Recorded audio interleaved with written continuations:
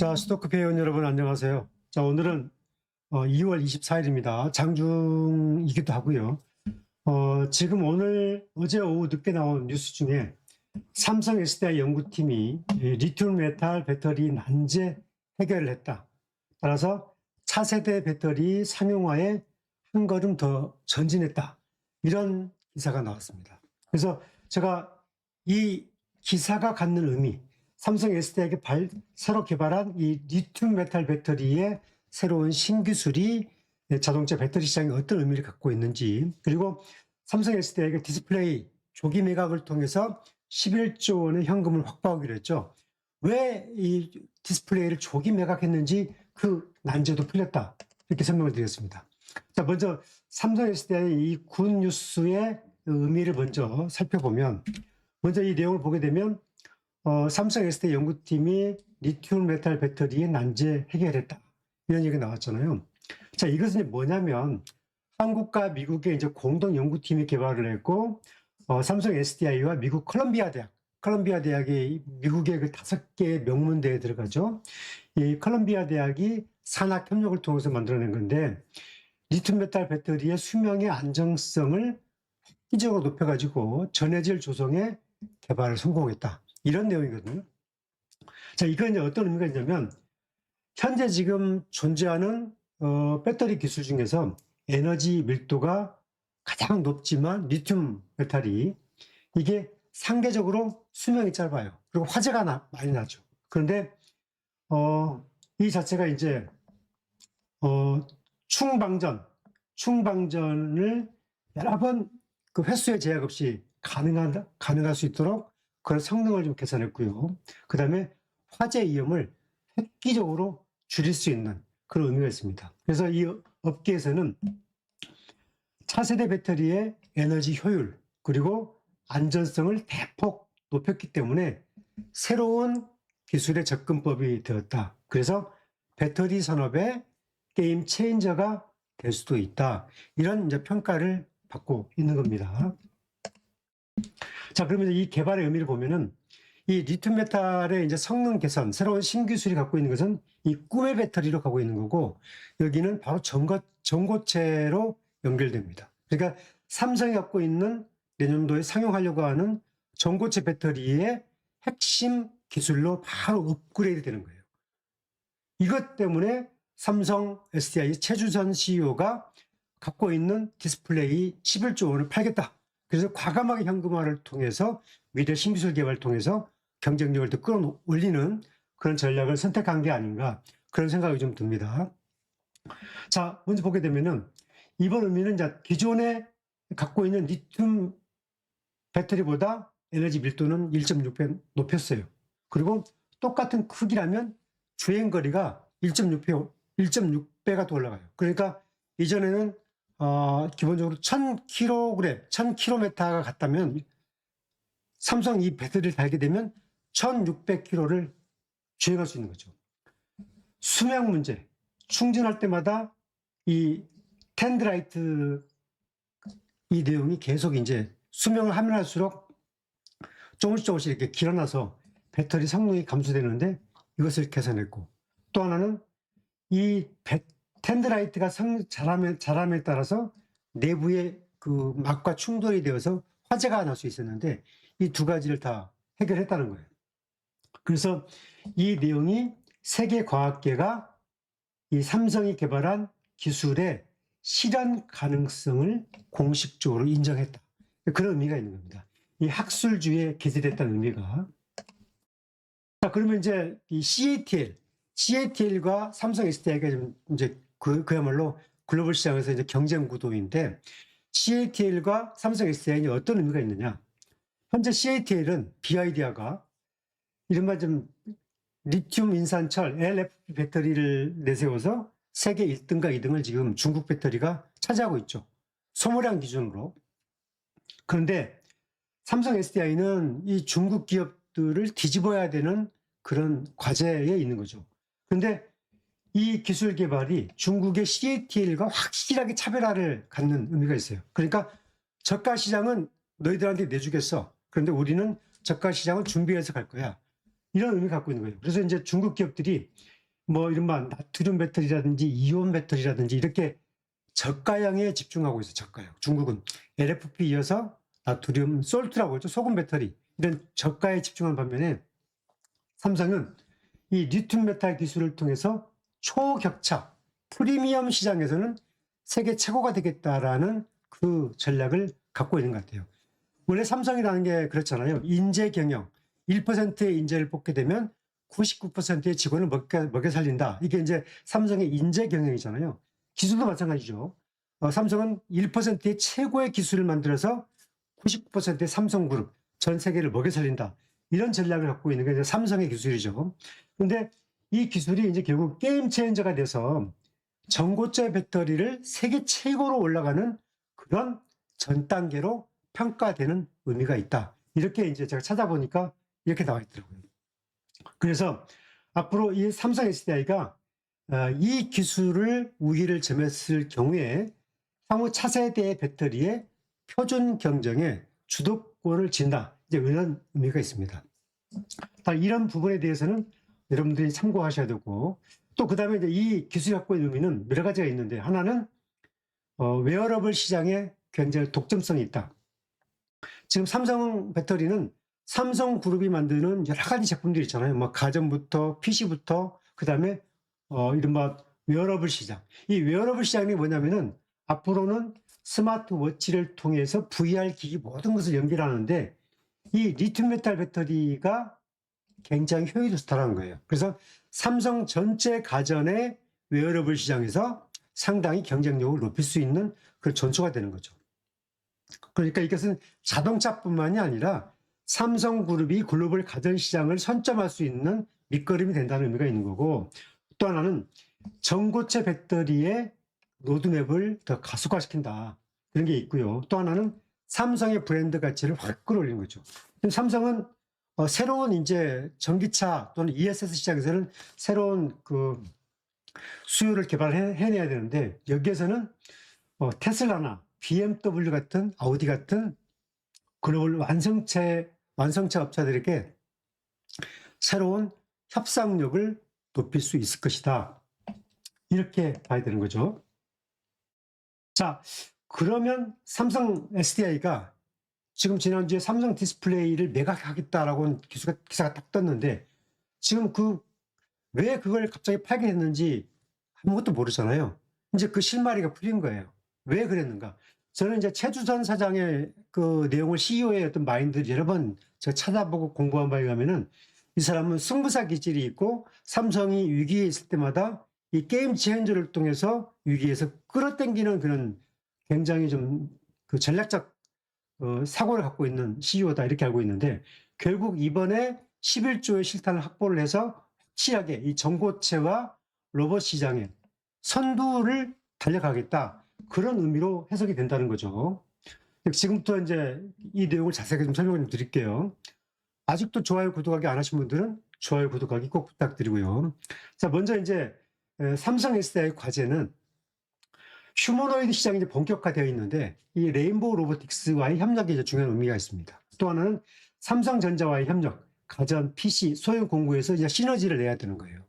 삼성그룹의 미래, 반도체 다음에 삼성그룹이 뭘로 먹고 살 것인가? 휴머노이드, 배터리. 이 두 가지가 이제 반도체 다음에 삼성그룹의 게임 체인저가 될 수밖에 없는데, 그런 의미에서 본다면은 삼성 SDI의 배터리 경쟁력이 있어야 삼성의 가전과 휴머노이드가 날개를 설 수 있다. 그런 의미가 있는 거죠. 또 하나는 전기차 시장의 경쟁력을 꾸준하게 유지를 해야 돼요. 역시 삼성은 그동안에 최고 프리미엄 전략을 갖고 있었는데 그게 주춤했어요. 그런데 그 최고 프리미엄 시장에서 다시 선두권으로 올라가는 그런 발판이 될 것 같아요. 또 하나 전고체 배터리를 이제 삼성이 세계에서 가장 빨리 가고 있는데 내년도에 양산을 하겠다고 했죠. 이제 본격 양산은 28년도인데 내년도에 이제 생산을 해내겠다는 거잖아요. 최고 경쟁력을 유지하고 로봇 시장에 선점하겠다. 이런 의미가 있고, 또 하나는 이제 이 배터리를 통해서 하이브리드 자동차도 무시할 수 없는 존재예요. 그래서 이 하이브리드 자동차 배터리 시장에 경쟁력을 땡기는 그런 밑거름을 쓰겠다. 이런 것도 있는 것 같아요. 또 하나는 이제 삼성이 중국과 확연히 밀리고 있는 LFP ESS 시장에서 수익 구조를 만들어내야 돼요. 그 삼성은 각형 LFP 배터리를 통해서 경쟁력을 늘리고 있는데 여기에 대한 이제 수익 구조를 북미에서 얼마나 끌어당기느냐 이것도 과제죠. 또 중저가 LFP 시장, 또 미드니켈 배터리 경쟁력을 확보를 통해서 CATL이나 BYD와 동등한 또는 또 우위의 경쟁력을 늘리는 게 중요한 과제다. 이런 숙제를 갖고 있는 겁니다. 자, 결국 삼성 SDI가 여기 그 삼성 디스플레이를 조만간 매각하겠다. 이 내용을 낸 것은 이제 숙제가 풀렸어요. 결국 삼성 SDI가 차곡차곡 준비해서 결실로 다가오고 있다. 이렇게 해석이 될 수가 있는 거죠. 자, 여기서 제가 이제 여러 번 설명을 드렸지만 지금 작년도에 세계 전기차 배터리 소모량입니다. 여기 보시면은 CATL이 121기가와트. 그러니까 24년도에 88기가와트였는데 121기가와트. 여기는 중국을 제외합니다. 중국을 빼고 하는 거예요. 그래서 CATL이 29.2의 점유율을 갖고 있어요. LG 에너지 솔루션은 86.9. 그래서 20.9% 점유율을 갖고 있고, 그 다음에 SK가 40.4, 파나소닉이 38.5, BYD가 31.5, 삼성이 27.1 이렇게 갖고 있는 거잖아요. 자, 이 내용을 보게 되면 삼성은 24년도에 28.5에서 27.1로 줄었어요. CATL은 88에서 121로 올랐어요. LG는 80에서 86으로 올랐어요. SK도 35에서 40으로 올랐어요. 파나소닉도 31에서 38로 올랐어요. BYD가 가장 많이 올랐는데 13에서 31로 껑충 뛰었어요. 여기는 경차 전기차가 많이 팔렸기 때문에 이런 성능을 낸 건데, 자, 여기서 분명한 거, CATL이 중저가 위주의 시장을 선점을 해서 여기 있는 121기가와트로서 껑충했다라는 점. 또 하나는 한국 LG와 삼성, LG는 중저가 경쟁 하나도 없습니다. 하나도 없어요. 단지 LG만 올해부터 이른바 르노의 LFP 배터리가 전기차에 들어가요. LG가 가장 선두로 들어가요. 그런데 삼성은 27%, 27기가와트가 전부 다 3원계 프리미엄 자동차에만 꽂아 넣었어요. 그런데 분명한 것은 세계 자동차 전기차 시장이 저가도 있지만 중가, 고가 시장도 굉장히 크게 존재한다. 그것을 보여주는 거잖아요. 그러니까 프리미엄 자동차 시장은 여전히 건재하다. 이 시장을 놓쳐서는 안 된다라는 것을 숙지를 안고 있죠. 최근에 이제 전기차 배터리가 조금 트렌드가 바뀌었어요. 그동안에는 이제 파우치 중심의 시장이었어요. 넙직한 거, 파우치. 두고 다니는 파우치 아시죠? 이게 파우치 가방이라고. 그런 넓적한 배터리였는데 지금은 이제 세계적인 추세가 이 원통형 배터리로 바뀌었어요. 파나소닉도 그렇고. 이 파나소닉이 테슬라의 이 원통형 배터리 갖고 있습니다. 이게 4680. 그렇죠? 이게 이제 4680이죠.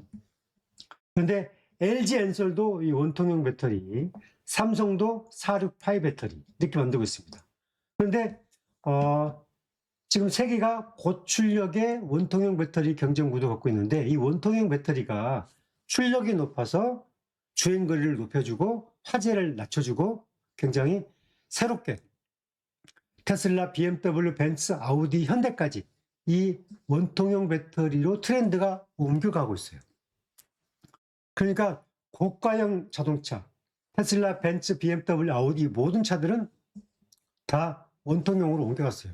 그동안에 파우치였다가 그 다음에 이제 각형으로 왔다가 그래서 각형이 아직은 가장 많은데 원통형으로 가고 있는 기준. 그래서 이 3원계 배터리에서는 이 원통형 배터리, 고출력 배터리를 이제 아직 LG는 이제 양산을 시작했고 삼성도 이제 올해 양산을 시작합니다. 헝가리부터. 그리고 유럽 시장부터 양산한다는 거니까 이 시장이 크게 존재한다는 거. 이 여기 파나소닉이 보시면 보시죠. 파나소닉이 31에서 38로 껑충 뛰었잖아요. 이 부분은 바로 이 원통형 배터리의 성과 때문에 그렇다. 그걸 이해하시면 되겠습니다. 자, 여기서 보면 2차 전지 업계 이슈에서는 뭐가 있냐면 북미 ES 시장을 어떻게 수익성을 다변화하느냐, 그 다음에 고출력 전기차 원통형 배터리 경쟁력을 어떻게 가져가느냐, 그 다음에 전고체 배터리를 경쟁력을 누가 확보하느냐, 그 다음에 휴머노이드 배터리를 누가 잘 만드느냐, 또 하나는 하이브리드 자동차 배터리 시장을 누가 치고 나가느냐, 이거 있습니다. 여러분, 하이브리드 배터리에게 우습게 보시면 안 됩니다. 앞으로 하이브리드 배터리가 엄청난 캐파를 낼 겁니다. 자, 여기서 보시면 이것은 이제 ESS 시장이죠. ESS 시장. 제가 ESS는 여러 번 얘기했지만 북미가 작년에 88기가와트였고 유럽이 39기가와트, 기타가 72기가와트, 중국 포함해서 550기가와트. 그런데 생각보다 북미가 작년에 캐파가 커졌어요. 작년에 60기가와트인 줄 알았는데 88로 커졌고, 올해는 100으로 전망을 했는데 작년치를 비교해 보면은 120 정도가 예상이 되고 내년에 150기가와트가 예상이 된다는 거죠.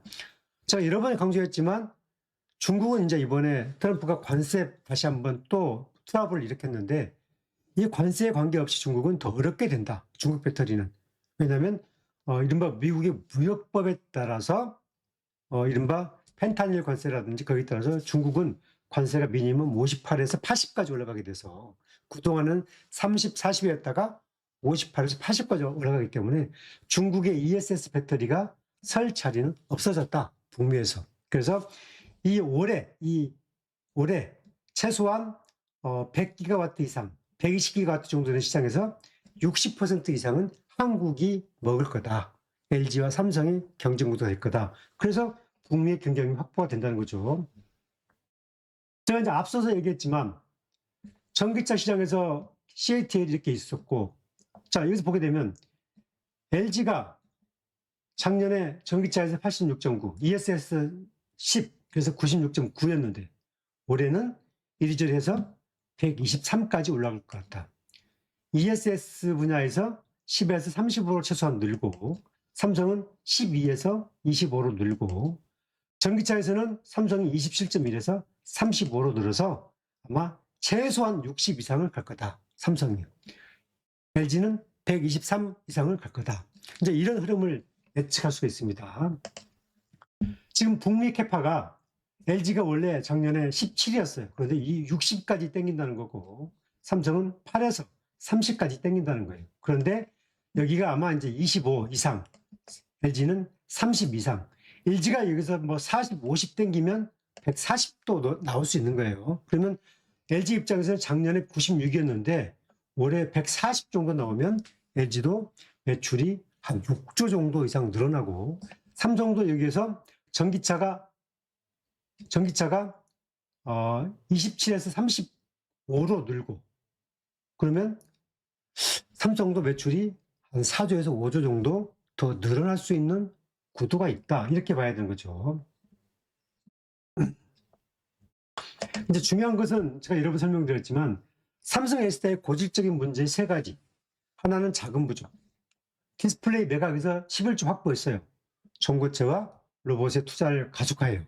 그런데 이제 어제 기사가 나왔던 것처럼 리튬 메탈 배터리 기술이 이제 세계 탑이라는 게 확인되었기 때문에 아마 삼성이 갖고 있는 여러 가지 그 시너지가 굉장히 크게 나올 수 있겠다. 그리고 그동안에 삼성이 현대 기아차에 납품을 못했는데 올해 현대 기아에 신차 배터리를 공급을 해요. 그리고 하이브리드 배터리가 27년도 양산을 해요. 이 역시 상당 부분 날개를 달게 해줄 가능성이 크다. 그리고 ESS LFP가 지연이 됐는데 올해부터 ESS LFP가 양산이 되는데 삼성이 경쟁력 있는 각형 LFP에서는 LG, SK를 제치고 삼성의 탑이기 때문에 이 부분에서 북미의 경쟁력을 최고로 가져갈 것이다. 이렇게 예상이 되죠. 자, 이제 전기차 판매 여러 번 얘기했지만 이 북미에서는 작년에 1630만 대 팔렸는데 전기차 127만 대 팔렸는데 21년도에 휘발유차가 92.8% 갖고 있었어요. 그런데 25년도에 75.2로 줄었어요. 그죠? 그리고 하이브리드 차가 21년도에 5.3%밖에 안 팔렸어요. 그런데 작년에 16.9로 껑충 뛰었죠. 전기차도 3%밖에 안 팔렸다가 어찌됐든 간에 IRA 보조금을 폐지했음에도 불구하고 이렇게 7.8로 껑충 뛰었어요. 결국 휘발유차는 계속 줄고 있고 이 하이브리드 차가 80만 대 팔리던 게 한 4년 만에 275만 대로 3배 이상 껑충 뛰었어요. 전기차도 한 1.5배 이상 껑충 뛰었어요. 결국 하이브리드와 전기차가 개선으로 가는 것을 북미에서도 확인하고 있어요. 즉 92.8이 75로 줄었다는 것은 앞으로 2, 3년 내에 전동화, 하이브리드 전기차로 옮겨가는 그 속도는 더 빨라질 거다. 그걸 보여주는 거죠. 자, 유럽은 작년에 1327만 대. 세계 자동차 시장의 양분대 시장은 북미와 유럽입니다. 거기에서 전기차가 392만 대 팔렸죠. 자, 여기서 이제 유럽도 보시면 유럽이 21년도에 휘발유차가 59%였어요. 59% 비중을 갖고 있었는데 작년에 4년 만에 35.5로 뚝 떨어져 버렸어요. 휘발유차를 안 사. 그리고 하이브리드 19.6에서 35% 껑충 올랐어요. 전기차 21.5에서 29.5로 껑충 올랐어요. 결국 유럽도 하이브리드 자동차의 경쟁력이 판매가 굉장히 가파르게 오르고 있음을 여러분 확인할 수가 있죠. 자, 결국 하이브리드 시장의 가파른 성장을 누가 잡을 것이냐, 전기차의 꾸준한 성장을 누가 밑거름을 칠 것이냐, 이게 이제 2차 전지 업계의 큰 과제입니다. 자, 여기서 보게 되면 25년도에 예상했던 전기차 유럽이 원래 28.8%, 375만 대가 팔릴 거로 예상이 됐는데 작년에 392만 대. 그러니까 한 20만 대 정도 더 팔렸어요. 비중도 28.8에서 29.5니까 한 1% 더 팔린 거죠. 단지 미국에서는 작년에 162만 대를 예상했는데 10%를 예상했는데 미국에서는 7.8밖에 안 팔렸기 때문에 한 30만 대 덜 팔린 거예요. 근데 어쨌든 간에 미국도 8차 하이브리드와 전기차로 가고 있고 유럽도 가고 있어요. 전 세계가 다 그래요. 자, 이제 현대 기아의 전기차 판매, 여러 번 설명을 드렸지만 현대 기아의 전기차 판매량을 보게 되면 비중으로 보면 아이오닉 5가 가장 많이 팔렸어요. 세계에서 16만 대가량 팔렸고 미국에서만 3만 7천 대.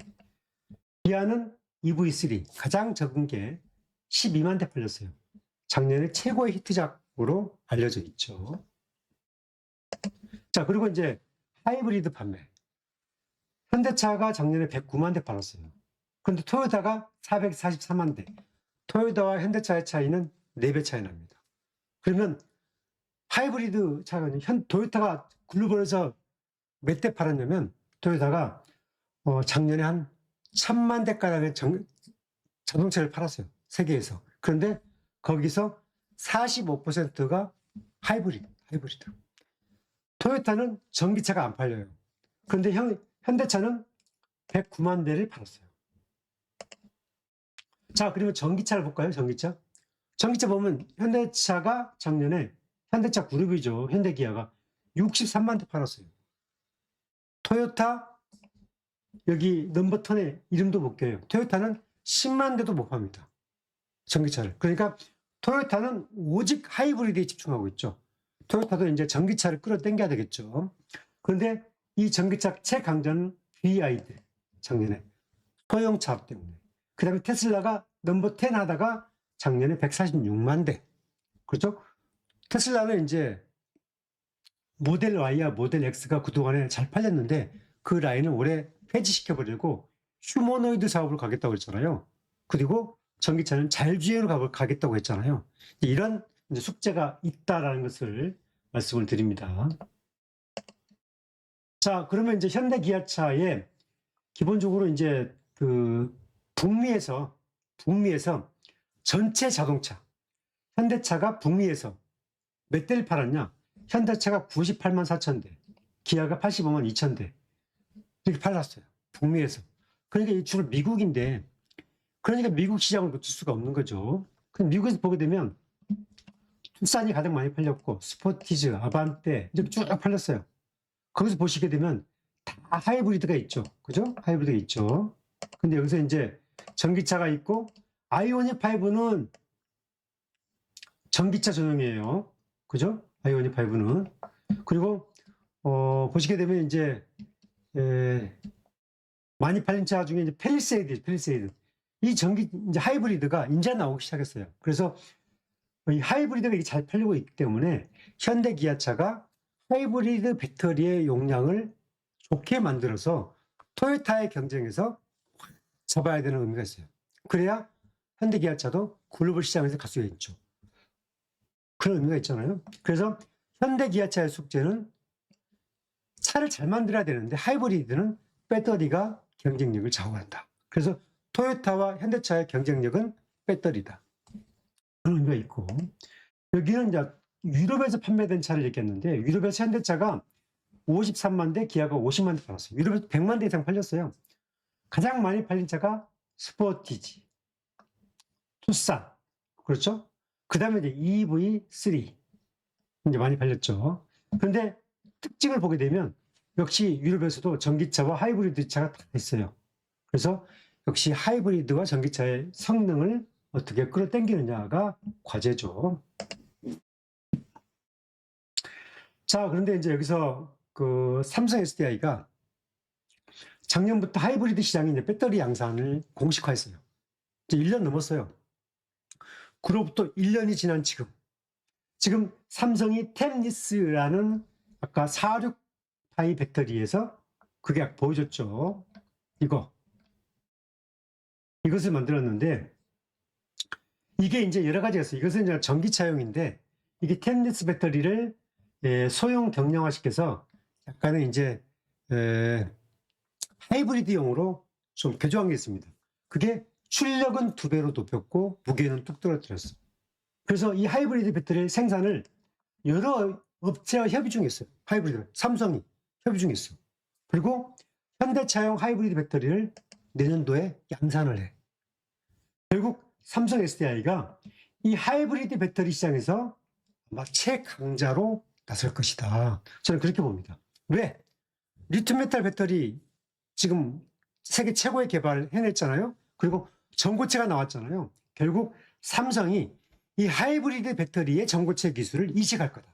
그래서 토요타를 제치는 배터리를 만들어낼 거다. 그런 전략을 갈 것으로 보여요. 그러니까 현대는 토요타를 잡아야 되기 때문에 좋은 배터리를 잡아야 되는데 결국 전고체로 갈 수밖에 없고 삼성이 전고체 하이브리드용 배터리를 만들게 되면 협력도가 가속화될 수밖에 없어요. 이게 하나의 큰 그림 하나 있어요. 이 그림이 있어요. 그래서 원통형 하이브리드 배터리 이슈가 하나 있고 하이브리드 배터리에 전고체가 들어간 이슈가 또 하나 있어요. 이 흐름을 잘 보셔야 돼요. 결국 삼성 SDI가 큰 그림을 그리는, 그 다음에 디스플레이를 빨리 팔아서 11조를 확보하는 이유, 그 이유가 다 그림이 나온 거예요. 그래서 지금부터는 다시 땡긴다. 그런 최고의 전략으로 간다. 그런 흐름들이 보이고 있다. 이것은 이제 스톡커피 저의 생각인 거죠. 제가 오랫동안 이제 취재 일선에 있었고 또 한국경제TV에 있을 때 여러 분석 모듈을 활동하고 있었고 투자 전략을 오랫동안 작성했던 전략가 입장에서 보게 되면 그런 흐름들이 계속 보이죠. 데이터를 하나씩 쌓고 하다 보면 퍼즐을 맞추다 보면 가야 할 방향이 보이는 거죠. 여러분 퍼즐 게임 해보셨죠? 딱 뒤집기 해가지고 100개의 조각이 있는데 막치면 답답한데 50%를 퍼즐을 다 맞추고 나면 나머지 50%는 속도가 더 빨라집니다. 갈 그림이 보여요. 그런 것처럼 데이터를 축적하다 보면 AI처럼 이 배터리 시장의 흐름도 좀 보인다. 그런 흐름 보여드리고 싶고 제가 자꾸 얘기하는데 여러분들이 그 왔다 갔다 하시면 안 되죠. 자기의 소신주가 있어야 되고 미래를 그리는 그림이 있어야 돼요. 제가 운영하는 가족회원 제가 이제 네이버에 오늘의 유망주라는 카페가 있어요. 검색하면 나오죠. 거기에 제가 가족회원제 운영하는데 여러분 얘기했어요. 자기 소신주를 가져가야 된다. 흔들리지 말아야 된다. 왔다 갔다 하면 계좌 녹는다. 이런 걸 얘기했죠. 자, 여기 보시면 이 GV90차가 올해 곧 나와요. 2분기에. 이게 현대가 만들어낸 전기차인데 현대가 그동안 만든 최고 비싼 차. 여기는 전고체 아닙니다. 각형 배터리다. 각형. 현대의 첫 모델. 현대 기아차의 첫 모델. 이게 2억짜리예요. 그런데 벤츠, BMW, 아우디와의 경쟁 모델이기 때문에 얼마나 잘 만들겠어요. 내부에는 삼성 원래대로 깔았고 배터리는 삼성 걸로 깔았어요. 이게 최고의 브랜드 차로 만들었다.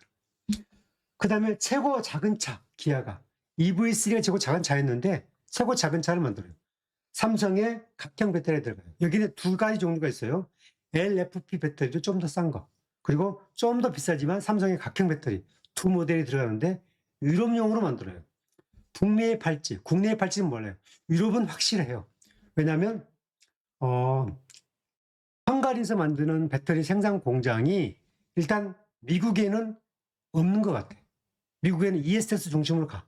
그러니까 이제 이게 미국에 가려면 관세를 내야 되기 때문에 조금 경쟁력이 떨어질 수 있죠. 아무튼 EV2가 있다. 결국 유럽에서는 아마 히트칠 거다. 그리고 올해 내놓으면 올해 내년 28년도 계속 더 시너지를 낼 수 있다. 이렇게 봐야 되는 거고, 현대가 가장 작은 차, 아이오닉 5가 가장 작은 차였는데 아이오닉 3가 나와요. 올해 4월 달에 공개되죠. 근데 이 아이오닉 3가, 아이오닉 5가 작년에 글로벌에서 16만 대 팔렸어요. 가장 많이 팔렸어. 현대가. 그런데 이 아이오닉 3가 나오게 되면 나는 더 많이 팔릴 걸로 봅니다. 그래서 현대에서 아이오닉 3, 기아에서 EV2, 현대에서 가장 비싼 차, 이렇게 세 가지 모델이 나오죠. 이 흐름들만 보더라도 여기에서 얼추 잡아서 20만 대 또는 17만 대만 팔아도 저는 아마 삼성이 전기차 배터리에서 작년에 27.1기가와트를 공급했다고 치면 저는 10기가와트 이상은 쭉 올라갈 거다, 이렇게 보는 거죠. 그래서 상당 부분 좋아진다고 보고, ESS 분야에서도 상당 부분 각형 배터리를 가지고 하고 있기 때문에 경쟁력을 가져갈 거다, 그렇게 보는 거죠. 자, 이제 이것만 마무리하겠습니다. 남아있는 이슈가 여러 가지가 있는데, 삼성이 이제 얼마 전에 테슬라 ESS 배터리를 공급을 했죠. 2029년도까지 3조에서 5조 정도 추산하는데 더 여러 개 있어요. 그리고 이건 ESS입니다. 삼성이 테슬라를 잡았다고 하는 것은 북미에서 다른 ESS의 캐파로도 굉장히 커질 수 있는 흐름이 있는 거고, 테슬라가 4680 배터리를 원통형을 LG 걸 받고 있고 파나소닉을 받고 있죠. 그런데 삼성 것도 받을 가능성이 높다. 그래서 삼성이 테슬라에 이 원통형 배터리를 공급하기 시작하면 파나소닉, LG, 삼성의 이 3도마차 배터리가 될 가능성이 크고, 삼성이 프리미엄이 있기 때문에 아마 삼성은 이 부분도 잘 봐야 된다. 그리고 올해 삼성 현대 협력차가 출시되죠. GV90, 아이오닉 3, EV2. 이 부분 시너지도 봐야 된다. 내년에 배터리 슈퍼사이클로 초기에 가는데, 예전에 이렇게 했지만 리튬 메탈 배터리 성능 개선된 것들이 다 녹아나요. 28년도에 다 녹아나는 것이 정점을 찍겠지만 여전히 녹아나요. 그래서 저는 북미의 LFP ESS 시장에서는 삼성의 선두를 치고 나갈 거다. 그리고 BMW, 클래스, 이 46파이 원통형 배터리 공급됩니다. 내년도 생산돼요. 이 이슈가 하나 있고, 삼성과 벤츠가 이제 작년 연말에 이재용 회장하고 만났죠. 두 거두가. 그런데 틀림없이 삼성이 28년도에 중저가 LFP 배터리를 양산한다고 그랬어요. 그죠? 이 말 명심하세요. 삼성도 CATL을 겨냥한 중저가 배터리 LFP를 앞으로 27년도에 양산하는데 1년 전에 보통 공급업체가 확정이 돼요. 내년도 확정이 되는데 벤츠, BMW 쪽에 그 공급 계약이 나올 가능성이 크다. 이것은 여러분들이 갖고 가는 팁입니다. 팁. 이 흐름도 남아있다. 그리고 삼성과 현대가 하이브리드 배터리의 양산을 공급하는데 그게 하이브리드 배터리에 들어가냐 안 들어가냐. 이게 이제 키포인트죠. 또한 28년도에는 로봇용 배터리가 이제 양산되기 시작합니다. 그리고 미드니켈 배터리. 삼성이 LFP만 가지만 미드니켈 배터리, 중저가의 고급형 배터리도 있는 거죠. 따라서 LFP 한 개를 보완해서 실용적 모델의 배터리를 만든다는 건데, 이 부분이 리튬 메탈이 녹여갔을 때 상당 부분 경쟁력이, 파괴력이 클 것이다. 저는 그렇게 보고 있습니다. 자, 오늘 제가 여러분들한테 이것저것 설명을 드렸어요. 삼성이 리튬 메탈 배터리 개발 의미를 분석하고 디스플레이 조기 매각한 이유가 풀렸다. 그런 면에서 풀렸기 때문에 여러분 투자할 때 참고하시고, 조만간에 이제 제가 3월 달에 가족 교원을 모집할 생각인데, 그건 제가 카페에서 공지하도록 있고, 필요하신 분들은 아마 여러분들 가입하시면 됩니다. 뭐 이것은 유료고요. 비용은 정말 최저가로 받는 거기 때문에 꼭 필요하신 분만 선택하시면 되겠습니다. 자, 좋아요, 구독하기 꼭 부탁드리고 오늘 강의는 여기서 마감하겠습니다. 감사합니다.